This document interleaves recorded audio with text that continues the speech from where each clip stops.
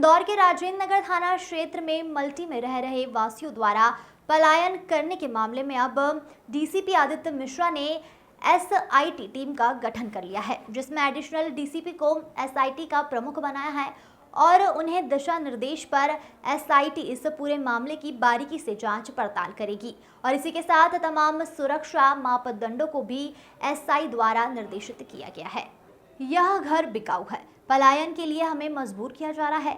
यह पूरी घटना राजेंद्र नगर थाना क्षेत्र के एबीसीटी मल्टी में पिछले दिनों सामने आई थी, जब रहवासियों ने अपने घरों के बाहर पोस्टर लगाए थे और वीडियो वायरल किया था। वीडियो ने काफी तूल पकड़ा और मुख्यमंत्री तक यह बात जा पहुंची। गुंडे बदमाशों ने घर छोड़ने की धमकी दी। जब संज्ञान में लगी तो मुख्यमंत्री ने तुरंत ही इंदौर पुलिस कमिश्नर को गुंडे बदमाशों पर कार्रवाई करने के निर्देश दिए थे। लेकिन अब इस पूरे मामले में एसआईटी गठित कर ली गई है और टीम के सदस्य इस पूरे मामले की जांच करेंगे। वहीं यह बात भी निकल कर सामने आई है कि कॉलोनी के चुनाव हुए थे और दो पक्षों में एक दूसरे को नीचा दिखाने के लिए पोस्टर बाद पलायन का किया गया था, लेकिन एसआईटी की टीम अब पूरे मामले की जांच करने में जुट गई है। Bureau report. इसमें जो पुलिस के पास दो शिकायतें प्राप्त हुई थी, वो शिकायतें भी आपने देखी होंगी, सोशल मीडिया में काफी वायरल हो रही हैं। वो शिकायतें जेनरिक नेचर की हैं, जिनमें शिकायतों में ये बोला जा रहा है कि मल्टी के जो दूसरे पार्टी है जिनके खिलाफ वो है, ये लोग आपराधिक आदमी हैं। अब किसी को आपराधिक बोल देने से उसको आपराधिक साबित नहीं किया जा सकता। आपराधिक कृत्य होने चाहिए, आपराधिक रिकॉर्ड होने चाहिए, एफआईआर होनी चाहिए। सिर्फ ये बोल देना कि साहब ये क्योंकि अब दो गुट आपने सामने हुए थे, चुनाव था, तो ये आपराधिक है, ये हमें गाली गलौज करता है, हमें धमकी देता है, इस बात पे अगर आप नामजद लोग आके करेंगे तो एफआईआर हो सकती है। अगर आप एक जनरल शिकायत करेंगे कि साहब इस मल्टी में लोग हमें धमकी देते हैं, तो पुलिस किस तरीके से कार्रवाई करेगी ये स्पष्ट नहीं हुआ था। इसलिए सभी लोगों को बताया गया कि भाई अगर आप नाम नहीं देंगे तो हम एक जनरल कार्रवाई नहीं हो सकती एफआईआर के लिए। वह कहाँ तक सही है? नहीं, इसमें अभी तक जो आपराधिक रिकॉर्ड से समझ में आया है, ऐसे गंभीर आपराधिक कृत्य के बदमाश कि उन्होंने बहुत आपराधिक कृत्य कर रहे हों बट उन पर पुलिस कार्रवाई नहीं कर रही हो, या बड़े ड्रग्स स्मगलर्स हों, पेडलर्स हों, इसके लिए पिछले 1 साल के वहाँ के पूरे रिकॉर्ड चेक कराए कि भाई एनडीपीएस एक्ट में किसी पे कार्रवाई हुई है, किसी पे कोई गंभीर प्रॉपर्टी रिलेटेड ऑफेंस है, कोई गंभीर बॉडीली ऑफेंस है। तो इसमें जिन 2 लोगों पे आया था वो पुनः वैसे भी जुडिशियल रिमांड पे हैं, तो उसमें कोई भी ऐसा व्यक्ति अभी मल्टी में नहीं है जो बहुत ही गंभीर किस्म का आपराधिक कृत्य करता हो और उसके बाद वहाँ खुलेआम घूम रहा हो। एक बात जो सामने आई थी कि सार्वजनिक स्थानों पर वहाँ पर क्या बोलते अवैध, मतलब सार्वजनिक स्थानों पर लोग बैठे रहते हैं। ये बात भी देखी गई कि सीसीटीवी फुटेजेस भी जो 7 दिन के वहाँ उपलब्ध थे उनको भी अभी चेक करवा रहे हैं, तो उसमें ऐसी कोई चीज़ें सामने नहीं आई हैं कि बहुत बड़ा कोई जमावड़ा बैठा हो। मल्टी के ही लोग आते जाते दिख रहे हैं, वहाँ रह रहे हैं। एक जो तीसरी शिकायत आई थी कि वहाँ किराएदार रखे हैं लोगों ने। अब ऐसा कोई नियम नहीं है जो कहता हो कि किराएदार आप नहीं रख सकते, इसलिए ये कहना कि सभी तरह के किराएदार जो हैं वो आपराधिक कृत्य करते हैं इसलिए किराएदार हटा देने चाहिए, ये तो मुझे लगता है कि ठीक नहीं रहेगा। परंतु हर आदमी का चरित्र सत्यापन एक बार हो जाएगा, सबकी पहचान हो जाएगी और इन सारी जानकारी को हम पब्लिक करेंगे, सभी के नाम, कि भाई इस घर में इस आदमी ने अपना ये नाम बताया जो यहाँ रहता है। हम सभी सार्वजनिक स्थानों पर लगाएंगे। किसी को भी आपत्ति हो तो एसआईटी के सामने अपनी आपत्ति लेके जा सकता है और बता सकता है कि ये चीज़ जो इसमें आपने बताई है पब्लिक डोमेन में इंफॉर्मेशन है, ये गलत है। पर इमीडिएटली जो इसमें हमें 3 रेक्टिफिकेशन स्टेप्स लेने थे वो ले लिए जा चुके हैं। एक जो था सीसीटीवी इंस्टॉलेशन, सीसीटीवी कैमरास का, वो हो चुका है। उसकी रिकॉर्डिंग मिनिमम 15 डेज की आज से चालू हो जाएगी। पीछे एक जो था कि लाइट्स नहीं होनी, लाइट्स कम थी या कुछ शैडो स्पॉट्स आ रहे थे, उन सभी में ब्लैक स्पॉट्स हटा दिए गए हैं, सभी जगह फ्लड लाइट्स लग गई हैं नई। अब बिल्डर से बात करके वहाँ पर गार्ड स्थापित कर दिया गया है।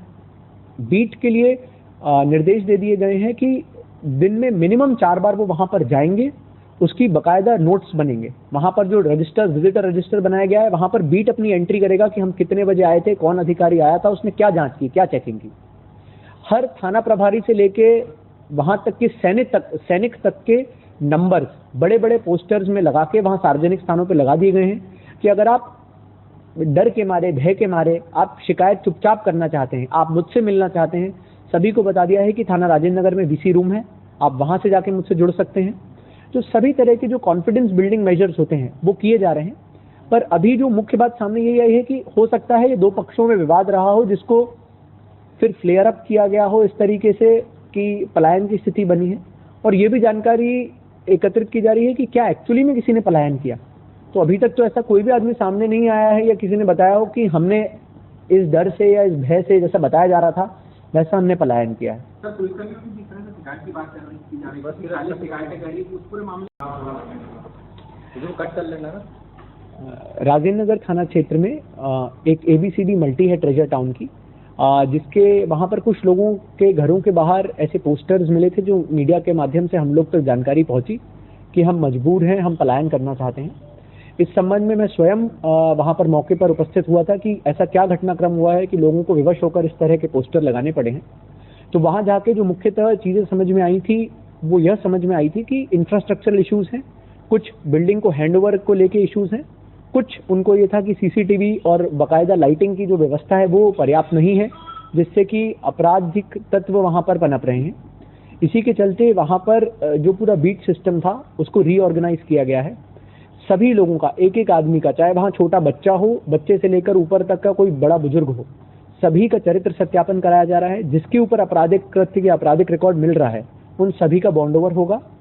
इस पर उसमें एक कल कुछ वीडियो सोशल मीडिया और न्यूज़ के माध्यम से पुनः सामने आए हैं कि कुछ दूसरे पक्ष जो मल्टी के ही दूसरे रहवासी हैं उनके द्वारा बताया गया है कि ऐसी कोई घटना नहीं है, और क्योंकि रहवासी संघ का चुनाव हुआ है कुछ महीने पहले, तो उसमें जो दोनों पक्षों का विवाद था और जो पक्ष शायद उस चुनाव में उतना बेहतर नहीं कर पाया, उनको बदनाम करने के हिसाब से ये पोस्टर्स और वो लगाए गए हैं।